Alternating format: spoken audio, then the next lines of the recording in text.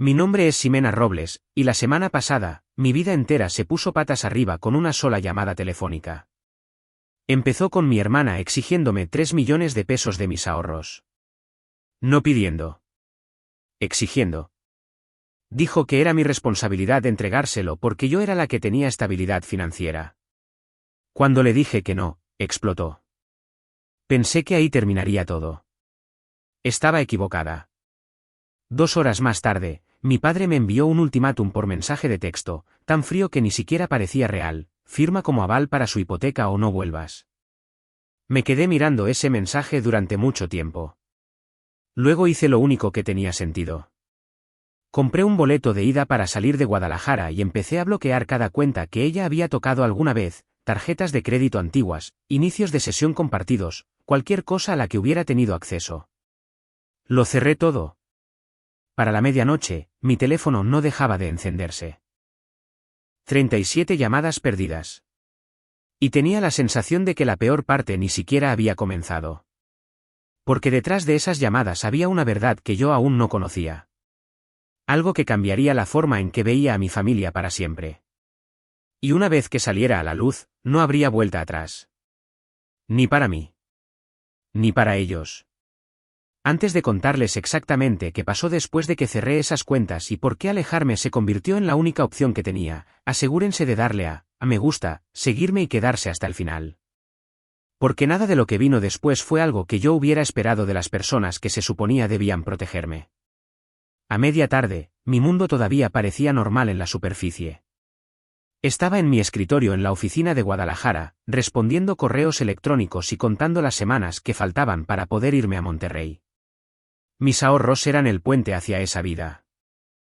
La razón por la que había dicho que no a tantas pequeñas comodidades, y guardaba ese saldo de la misma manera que otras personas guardan reliquias familiares. Cuando mi teléfono se iluminó con el nombre de mi hermana, no esperaba un desastre. Esperaba otra breve actualización sobre su búsqueda de casa, otra versión del sueño que había estado describiendo durante meses. Siempre hablaba de encimeras de granito y patios grandes, nunca de cuánta deuda ella y su esposo habían acumulado bajo todo ese optimismo. Yo había aprendido a escuchar sin ofrecer dinero, a mantener una distancia cortés entre su lista de deseos y mi cuenta bancaria. La llamada se conectó, y el cambio en su voz fue inmediato. No hubo charla trivial, ni preguntas sobre mi día, solo un discurso fluido y urgente que claramente había ensayado. Describió una casa que cumplía con todos los requisitos que alguna vez había mencionado, en una zona escolar que sus futuros hijos supuestamente necesitaban, a un precio que sonaba milagroso si ignorabas la realidad. El banco estaba listo. El vendedor estaba ansioso. La fecha de cierre estaba tan cercana que casi podía saborearla. En su historia, todo estaba alineado excepto por una pieza que faltaba. Esa pieza que faltaba era yo. Dijo que les faltaban 3 millones de pesos, y no lo presentó como una petición. Lo trató como un hecho, como si el siguiente paso lógico fuera que yo transfiriera el dinero y estuviera orgullosa de haber apoyado a la familia. Por la forma en que hablaba, mis ahorros no eran míos en absoluto. Eran un recurso compartido que había estado esperando pacientemente este momento. Envolvió la exigencia en el lenguaje de la oportunidad.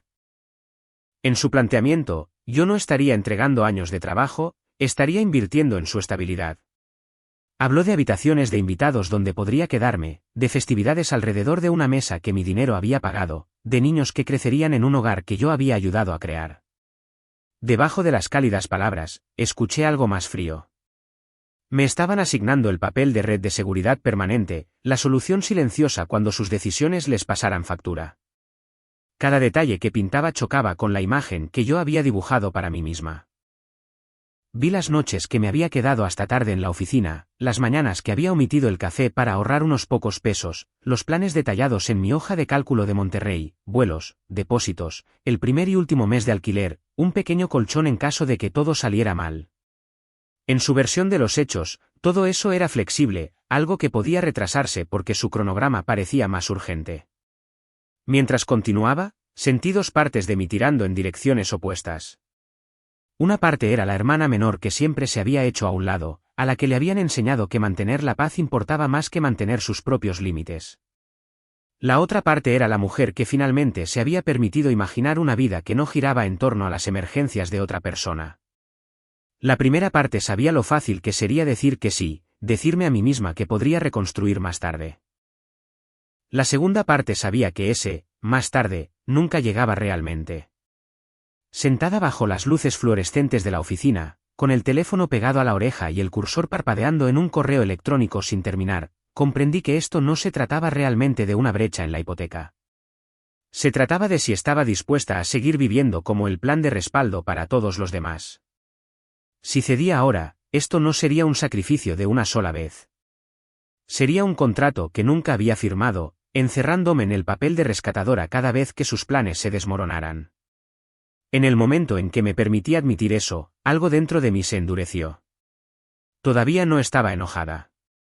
La ira vendría después. Lo que sentí en ese momento fue claridad.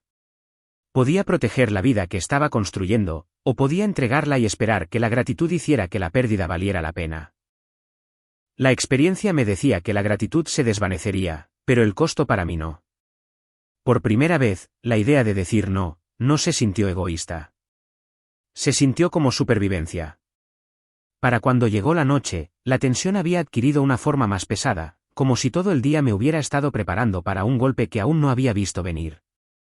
Intenté anclarme en la rutina, cerrar mi computadora portátil, recoger mis cosas, dirigirme hacia el estacionamiento. Pero cada paso se sentía como caminar hacia una tormenta que no podía predecir. Lo que viniera después ya no sería sobre una casa o una cifra. Sería sobre el lugar que ocupaba en una familia que ya había elegido sus roles mucho antes de que yo los entendiera. Cuando mi teléfono vibró de nuevo, el nombre en la pantalla era Fernando Robles. Supe lo que significaba su llamada antes de contestar. Él era el tipo de hombre que creía que el liderazgo en un hogar provenía de la firmeza, no de la justicia. Y llevaba sus expectativas como si fueran ley. Me preparé para el peso de esas expectativas, la presión familiar que había moldeado mi infancia más de lo que me había dado cuenta hasta ahora. Había pasado mis primeros años aprendiendo que la forma más fácil de coexistir era eliminar mis necesidades de la ecuación. Cada vez que algo salía mal, la solución era simple, yo era la que tenía que ajustarse. Si mi hermana necesitaba espacio, yo me hacía a un lado. Si ella quería atención, yo me callaba. Si ella tenía dificultades, me decían que cediera. Esos patrones silenciosos se habían repetido con tanta frecuencia que se habían asentado en mí como si fueran rasgos de carácter en lugar de comportamientos aprendidos para sobrevivir. De pie junto a mi auto, con las llaves en la mano, comprendí cuán profundamente esos patrones aún persistían. Podía sentirlos en el instinto de racionalizar su decepción, de suavizar la verdad para que no hiriera a nadie más. Pero el peso de las últimas horas había remodelado algo dentro de mí. Estaba harta de ser la que se doblegaba hasta que dolía. La llamada de mi madre siguió casi inmediatamente después. Diana Robles siempre había usado la emoción de la misma manera que mi padre usaba la autoridad, sutil, pero igual de efectiva. Su voz podía envolver la culpa en capas de ternura hasta que se sentía como amor. Y durante años, yo había confundido ambos. Tenía una forma de presentar el sacrificio como una expresión de devoción. Y me tomó la edad adulta darme cuenta de que el sacrificio que pedía siempre fluía en una sola dirección. Mientras escuchaba, pude sentir la expectativa no expresada bajo sus palabras, la creencia de que mi estabilidad existía para sostener el sueño de otra persona. Era extraño, estar de pie en un estacionamiento con poca luz y reconocer que la mujer que me había criado nunca me había visto realmente como alguien separado de los roles que ella me asignaba. Yo no era su hija de la manera en que la gente imagina esa palabra. Yo era el plan de contingencia, la confiable, la persona de la que se esperaba que mantuviera la línea cuando todo lo demás se desmoronaba.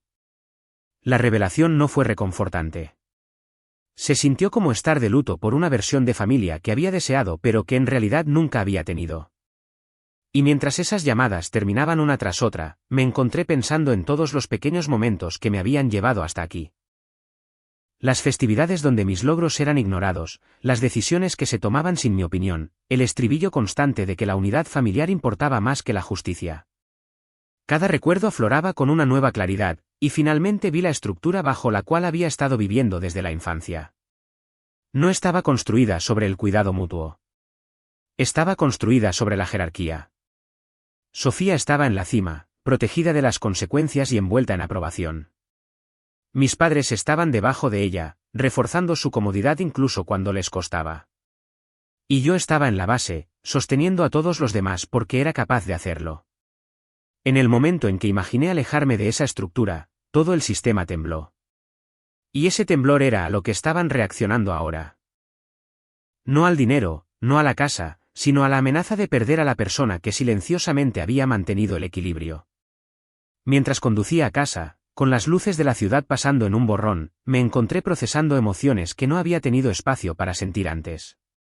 Había tristeza por la familia en la que quería creer, frustración por los roles que me habían impuesto, y una certeza tranquila y creciente de que este era el momento en que todo se rompería. Podía sentirlo de la misma manera que la gente siente el cambio del tiempo, sutil al principio, pero inconfundible. Lo que se asentó en mí no fue desafío ni ira. Fue algo más firme, un reconocimiento de que no podía deshacer décadas de desequilibrio cediendo una vez más. Si continuaba desempeñando mi papel asignado, me estaría comprometiendo a una vida entera de ser la solución a problemas que yo no creé.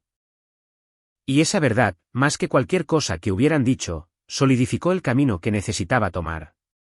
La noche se sintió más pesada mientras entraba en mi garaje, pero el peso ya no era algo que me sintiera obligada a llevar. Era el peso de decidir que había terminado de vivir como la respuesta silenciosa a la crisis de otra persona. El cambio fue sutil pero poderoso, una línea interna trazada firmemente, sin disculpas. No sabía cómo reaccionaría mi familia cuando se dieran cuenta de que ya no me doblegaba. Pero por primera vez, esa incertidumbre no me asustó. Se sintió como la libertad comenzando a tomar forma. Más tarde esa noche, el silencio de mi casa se sentía antinatural, casi escenificado, como si las propias paredes estuvieran esperando el siguiente golpe. Mi mente seguía dando vueltas a la llamada con una tensión que no se calmaba. Algo en la forma en que se había desarrollado el día me empujó hacia un pensamiento que había evitado durante demasiado tiempo.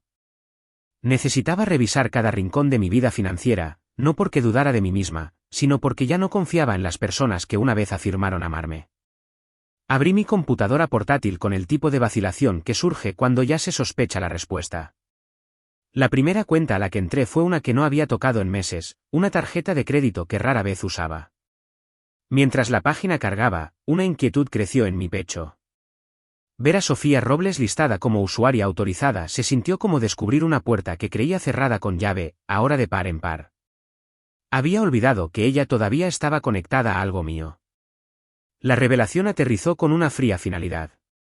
Revisar los cargos recientes fue como descender una escalera por la que no quería bajar. Nada en las compras reflejaba emergencias. Había transacciones de decoración de alta gama, servicios de salón de belleza y un paquete de fin de semana en un lugar que solo la gente con ingresos disponibles reservaba. 125.000 pesos desaparecidos, retirados silenciosamente de una tarjeta que apenas recordaba. No fue la cantidad lo que me impactó. Fue la confianza detrás del gasto. Lo había hecho asumiendo que yo no miraría. Lo había hecho porque creía que podía. Cuanto más miraba la pantalla, más claro se volvía que el dinero era solo una parte del problema. Esto se trataba de acceso. Acceso que nunca debería haber tenido. Acceso del que se había aprovechado sin dudarlo. Recordé todas las veces que me habían dicho que ayudarla era simplemente parte de ser una familia. Y por primera vez, vi esas palabras despojadas de sentimiento. Eran instrucciones. Eran expectativas. Eran órdenes disfrazadas de afecto. Eliminé su nombre de la cuenta, y el clic del botón de confirmación se sintió más pesado de lo que debería. Presentar la disputa por los cargos fue extrañamente menos emocional. Era un proceso, un paso necesario para reclamar algo que no me había dado cuenta de que había perdido, el control sobre mis propios límites. Pero la inquietud no se desvaneció cuando cerré la pestaña. Si acaso, se agudizó. Me moví a través de cada cuenta que tenía, corriente, de ahorros, de jubilación, de inversiones, escrutando configuraciones que una vez ignoré. Cuanto más profundo miraba, más encontraba restos de decisiones tomadas años atrás, decisiones que ahora lamentaba haber cedido. Antiguos correos electrónicos de recuperación, inicios de sesión compartidos, contraseñas creadas en un tiempo en que todavía creía que la conveniencia era segura. Luego abrí una cuenta de ahorros que rara vez usaba, y algo en mí se congeló. En la sección de beneficiarios, había un nombre familiar, Sofía Robles. No como copropietaria, sino como alguien posicionado para recibir los fondos si algo me sucedía. La designación tenía 5 años de antigüedad. En aquel entonces, había pensado que estaba siendo generosa, ayudando con los trámites de la boda, simplificando las cosas para ambas. No había imaginado que se convertiría en otra vía para que ella asumiera la propiedad de cosas que nunca fueron suyas. Cambiar esa configuración fue más que una tarea administrativa. Se sintió como deshacer una firma que había estampado con una confianza que ya no sentía. Cuando llegó el correo electrónico de confirmación, una extraña calma me invadió. No felicidad, sino una liberación silenciosa que no había esperado. Después de bloquear las cuentas, revisé mi vida digital con el mismo escrutinio.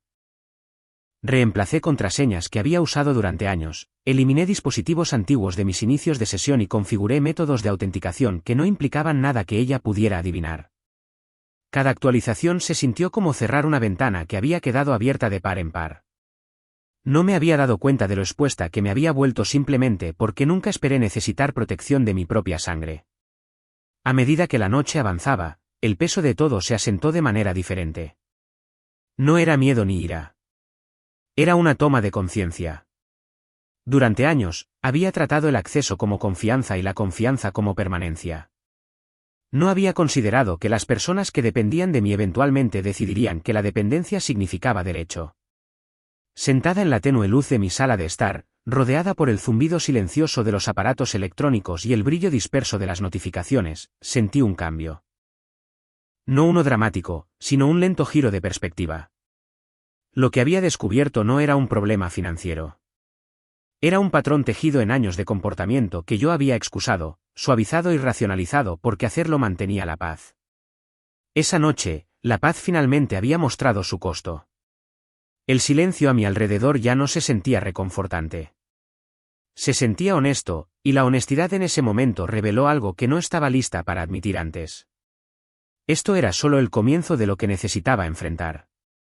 La mañana siguiente trajo una energía extraña, del tipo que se asienta antes de que la verdad se abra paso a la superficie. Mientras estaba sentada en la sala de descanso del trabajo, con las manos alrededor de una taza de la que en realidad no bebía, sentí que el silencio se volvía tenso, casi como si el propio día entendiera el cambio que estaba por desarrollarse. Mis pensamientos se movían inquietos, rodeando los bordes de una sospecha que ya no estaba dispuesta a ignorar. Cuando finalmente abrí mi bandeja de entrada, el mensaje que esperaba en la parte superior era de Mónica Trejo, mi asesora financiera. Ver su nombre provocó una mezcla de tensión y alivio. Ella era meticulosa, directa e imposible de engañar. Si algo había cruzado su radar, significaba que la situación había crecido más allá de los límites del conflicto familiar. Había entrado en un territorio donde los números reemplazaban el sentimiento, y la realidad no se doblegaba ante las expectativas de nadie. Los informes de Mónica eran exhaustivos por naturaleza, pero este llevaba un peso que pude sentir incluso antes de terminar de leer. Había obtenido alertas de crédito actualizadas, historiales de cuentas y patrones financieros vinculados a cualquier cosa con mi nombre. Lo que surgió no fue un malentendido o un pequeño descuido. Era un mapa de decisiones tomadas a mis espaldas, decisiones que, sin saberlo, yo había estado apoyando. La primera sección mostraba un rastro de consultas vinculadas a grandes préstamos, todas conectadas con el hogar de Sofía Robles. No eran solicitudes. Eran aplicaciones completas presentadas con una confianza que sugería que esperaba la aprobación. Ver ese patrón sacudió algo en mí. Significaba que no estaba planeando para la estabilidad. Estaba planeando bajo la suposición de que yo era el respaldo en el que podía apoyarse sin límite. La siguiente sección profundizó aún más. Mónica había emparejado brechas de pagos recurrentes con fechas que coincidían sospechosamente con momentos en que Sofía había hablado de estrés financiero pero nunca había admitido el alcance total. Había saldos impagos, multas y una larga serie de intentos de refinanciación que llevaban una desesperación inconfundible. No era una lucha temporal. Era un sistema de inestabilidad sostenido con esperanza y negación. Una parte del informe me golpeó más fuerte que el resto, un análisis de las tendencias de gasto. Mónica había marcado transacciones de cuentas que se suponía que eran separadas, cuentas de las que Sofía no tenía ninguna razón legítima para conocer. El patrón revelaba a alguien moviendo dinero con la confianza de una persona que creía que el acceso era un hecho. Y debajo de cada línea de gasto existía la sugerencia silenciosa de que yo había estado absorbiendo las consecuencias sin darme cuenta del origen. El análisis de riesgo de Mónica pintaba un cuadro nítido. Si hubiera aceptado el dinero que ella exigía, no solo estaría entregando mis ahorros. Estaría entrando directamente en un desastre financiero que no creé. Su deuda no era accidental. Estaba arraigada. Eran décadas de decisiones tomadas sin equilibrio, contención o responsabilidad. No estaban pidiendo ayuda. Estaban pidiendo un rescate, y ninguna parte de su historial sugería que cambiarían una vez que fueran salvados.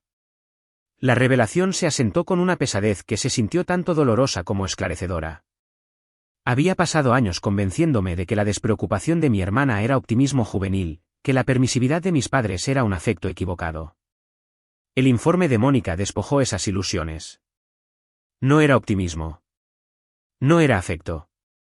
Era una estructura construida sobre la suposición de que yo cargaría con las consecuencias porque siempre lo había hecho. Mientras me desplazaba hasta el resumen final, algo dentro de mí se cristalizó. Mónica había enumerado los resultados proyectados y continuaba apoyándolos: planes de carrera retrasados, ahorros comprometidos, vulnerabilidad financiera a largo plazo. Ver mi futuro expuesto tan crudamente agudizó mis pensamientos hasta algo dolorosamente claro. Mi familia no estaba protegiendo mi futuro. Ni siquiera lo estaban considerando. Estaban tratando mi estabilidad como una extensión de su comodidad. En ese momento, la historia de mi vida cambió. Ya no estaba viendo una solicitud de apoyo. Estaba viendo un plan de dependencia diseñado en torno a la idea de que yo no tenía derecho a elegirme a mí misma. Cada número en el informe de Mónica, cada línea de deuda, cada proyección de riesgo reveló la verdad que había evitado nombrar. Ayudarlos de nuevo no los salvaría. Solo me destruiría a mí. Sentada en mi escritorio, con el ruido de la oficina desvaneciéndose en un zumbido distante, sentí una certeza tranquila instalarse sobre mí. No era dramática ni furiosa. Era claridad moldeada por la evidencia. La situación no se trataba de amor o lealtad. Se trataba de supervivencia, la mía. Y por doloroso que fuera, el informe hacía una cosa innegable. Pasara lo que pasara a continuación, alejarme no era abandono. Era el primer acto real de autoprotección que me había permitido. Hacia el final de la tarde, la presión en el aire se sentía más densa, como si cada hora se hubiera estado organizando silenciosamente hacia una confrontación inevitable. Intenté concentrarme en el trabajo, esperando que la rutina me estabilizara, pero mis pensamientos divagaban con una pesadez que no podía sacudirme. La verdad que había descubierto no era algo que pudiera seguir ignorando. Y mientras mi teléfono vibraba de nuevo, sentí que lo que fuera que esperara detrás de la pantalla empujaría todo al límite. El mensaje no era de mi hermana esta vez. Era de Fernando Robles. Y el tono llevaba una certeza que rara vez ocultaba. Ver su nombre desencadenó una tensión familiar en mi pecho, la reacción instintiva de alguien que había sido condicionada a obedecer mucho antes de entender lo que costaba la obediencia. En su mundo, las elecciones eran simples: hacías lo que se esperaba. Y cuestionar esas expectativas se consideraba desleal. Lo que se asentó después de leer su mensaje no fue sorpresa. Fue reconocimiento. Este era el mismo patrón que había vivido innumerables veces: la autoridad empaquetada como guía, la obligación disfrazada de deber familiar. Solo que ahora, las apuestas estaban más claras. La exigencia no estaba arraigada en la preocupación o la justicia. Estaba arraigada en el miedo a perder el control sobre alguien que siempre había absorbido las consecuencias sin protestar. Una segunda notificación apareció poco después, esta vez de Diana Robles, y la mezcla familiar de calidez y culpa se entrelazaba en sus palabras. Tenía una forma practicada de presentar la presión emocional como conexión, tejiendo la preocupación en una narrativa que me dejaba responsable de la estabilidad de todos excepto de la mía. Al leer su mensaje, sentí agitarse el viejo instinto, el impulso de calmar, de explicar, de ceder. Pero debajo de ese instinto había una revelación que ya no podía ignorar. Cada concesión que había hecho se había convertido en la base de las expectativas que ahora sentían que tenían derecho a tener. Durante años, había creído que la unidad familiar justificaba el sacrificio personal, que el silencio mantenía la paz, que minimizar mis necesidades me hacía más fácil de amar. Pero mientras me encontraba en una encrucijada moldeada por sus demandas, algo en mí se negó a repetir el patrón. Había pasado demasiado tiempo fingiendo que ceder era inofensivo, cuando todo lo que había hecho era enseñarles que mis límites eran opcionales. El cambio dentro de mí no se sintió rebelde. Se sintió como entrar en una claridad que debería haber alcanzado antes. Salí temprano del trabajo, necesitaba espacio para respirar. Sentada sola en mi coche, repasé recuerdos que surgían con una precisión incómoda, momentos en los que me habían hecho a un lado, minimizado o esperado que interviniera sin dudar. No eran eventos aislados. Eran piezas de una estructura de larga data que había estado cargando sobre mis hombros sin siquiera darme cuenta de su peso. Entonces comprendí que su urgencia no se trataba de supervivencia financiera. Se trataba de mantener una dinámica que siempre los había beneficiado. Mi negativa no era un solo límite. Era una interrupción de todo el sistema que habían construido alrededor de mi sumisión. Conduciendo a casa, sentí que la tensión se convertía en algo más agudo. Sus mensajes no habían sido súplicas. Habían sido directivas. Creían que tenían derecho a mi futuro, a mi estabilidad y a los planes que había construido para mí. Cuanto más lo pensaba, más claro se volvía que el ultimátum nunca fue realmente una petición. Fue una expectativa entregada con la confianza de personas que asumieron que me doblegaría porque doblegarme era lo que siempre había hecho. Pero algo había cambiado. Yo había cambiado. Cuando llegué a mi garaje, la decisión que me esperaba no fue difícil. No estaba eligiendo entre la familia y la independencia. Estaba eligiendo entre repetir un ciclo que me había agotado durante años o entrar en una vida donde mis decisiones finalmente me pertenecían. Dentro de la casa, me moví con una firmeza que me sorprendió. Saqué la carpeta de viaje que guardaba en un cajón, abrí mi computadora portátil y revisé las opciones de vuelo que había investigado semanas antes. Monterrey siempre había sido el plan, un lugar para reconstruir, para empezar de nuevo, para crecer sin ser arrastrada hacia atrás por expectativas que nunca acepté llevar. Pero hasta ese momento, reservar el vuelo se había sentido como una intención lejana. Ahora se sentía como el único camino que tenía sentido. Mientras seleccionaba el boleto de ida, mi pecho se apretó, no por miedo, sino por la sensación desconocida de elegirme a mí misma sin disculpas. Apareció la pantalla de confirmación. Y por primera vez en años, sentí una fuerza tranquila asentarse donde antes vivía la culpa. Esto no era huir. No era una represalia.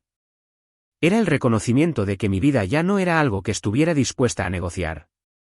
Cuando llegó el correo electrónico, sellando la decisión, el cambio dentro de mí se solidificó. Había dado el primer paso lejos de la estructura que había definido mi papel durante tanto tiempo. Lo que fuera que esperara al otro lado, sabía una cosa con certeza. Esta elección era mía. Y por primera vez, solo mía. El silencio que siguió trajo un peso diferente. Del tipo que se asienta solo después de que cada cuerda que te ata al pasado finalmente se ha roto.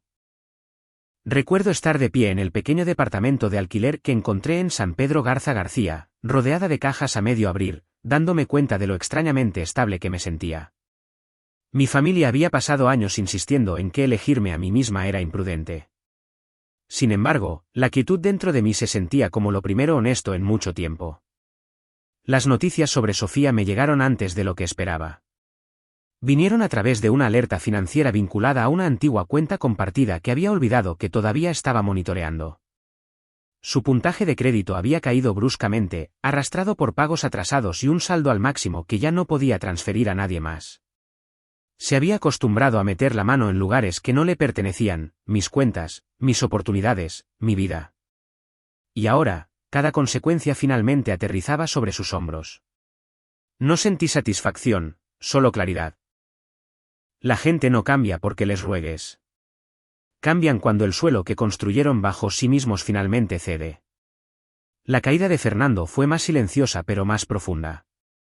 Había construido toda su identidad en torno a mantener pulida la imagen de la familia, el tipo de hombre que medía su valía por lo que otros creían en lugar de lo que era real. Una vez que los vecinos se enteraron de que había presionado a su hija mayor para que firmara documentos financieros con los que nunca estuvo de acuerdo, el respeto del que dependía se evaporó. En un lugar como Tlaquepaque, las reputaciones no mueren ruidosamente. Simplemente dejan de ser reconocidas. Y para un hombre como él, ese silencio es un castigo más pesado que cualquier discusión que yo pudiera haberle lanzado. Diana sufrió de una manera diferente. Durante años, envolvió cada decisión familiar en el lenguaje de la lealtad. Pero la lealtad sin límites eventualmente se convierte en una jaula. Cuando se dio cuenta de que no regresaría sin visitas, sin llamadas de control, sin festividades compartidas por obligación, perdió la ilusión de que su aprobación podía controlar la dirección de mi vida. Los mensajes que enviaba se volvieron más cortos, menos seguros, como alguien que entra en una habitación que ya no reconoce. No respondí. Hay momentos en que la distancia no es crueldad. Es supervivencia. La vida en Monterrey se desarrolló a un ritmo que no había anticipado.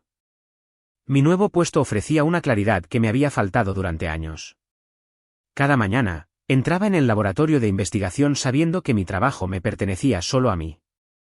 Nadie reclamándolo, nadie remodelándolo para su beneficio. La independencia se sentía como un músculo fortaleciéndose después de años de ser ignorado. Ya no huía de mi familia. Caminaba hacia la versión de mí misma que había esperado demasiado tiempo para respirar. Pasaron semanas antes de que llegara su último intento de contactarme, una carta formal de un abogado vinculado a la familia Robles. No era una amenaza, solo un intento desesperado de transferir la responsabilidad a otro lugar. La leí por encima una vez, la doblé cuidadosamente y la deslicé en un cajón que nunca volví a abrir. Hubo un tiempo en que algo así me habría destrozado. Ahora, se sentía como el acto final de una historia de la que ya había salido. Lo que más me sorprendió no fue su persistencia. Fue la ausencia de cualquier arrepentimiento real. Ni un solo reconocimiento del daño causado. Ni una sola señal de que me vieran como algo más que un recurso que habían perdido. Esa revelación consolidó algo que había estado tratando de articular desde el día en que compré ese boleto de ida. Irme no fue abandono. Fue liberación. Los meses que siguieron me remodelaron de maneras que no reconocí al principio. Compras en el supermercado sin tensión en mi pecho. Tardes sin esperar que mi teléfono se iluminara con una nueva exigencia. Despertar sin el peso de las expectativas de otras personas presionando mis costillas. La paz no siempre aparece con fuegos artificiales. A veces llega en forma de nada. Sin ruido, sin presión, sin culpa. Pensaba en Sofía de vez en cuando, generalmente al revisar registros financieros en el trabajo. Patrones de gasto excesivo, ciclos de negación, huellas de privilegio que siempre asumieron que alguien más pagaría la cuenta. Su caída no fue dramática, pero fue definitiva, una hipoteca denegada, una advertencia de desalojo, un círculo cada vez más reducido de personas dispuestas a absorber el costo de sus decisiones. Fue el tipo de final que encaja en el mundo real, no explosivo, simplemente inevitable. En cuanto a mí, reconstruí sin mirar atrás. Aprendí que la sanación no siempre es suave. A veces es la decisión silenciosa de dejar de ofrecerte a personas que te ven como reemplazable. Es la negativa constante a justificar tus límites. Es el coraje de caminar hacia adelante incluso cuando el pasado grita que te des la vuelta. Y aquí está la verdad que quiero que cualquiera que escuche entienda: la familia puede ser un lugar de amor. Pero también puede ser el primer lugar que te enseña a abandonarte a ti mismo. La verdadera prueba no es si te quedas. Es si reconoces cuando quedarse te está destruyendo. Alejarme no me hizo insensible. Me hizo completa. Y si alguna vez has tenido que elegir entre ser necesitado y ser respetado, espero que elijas el camino que te permita respirar de nuevo.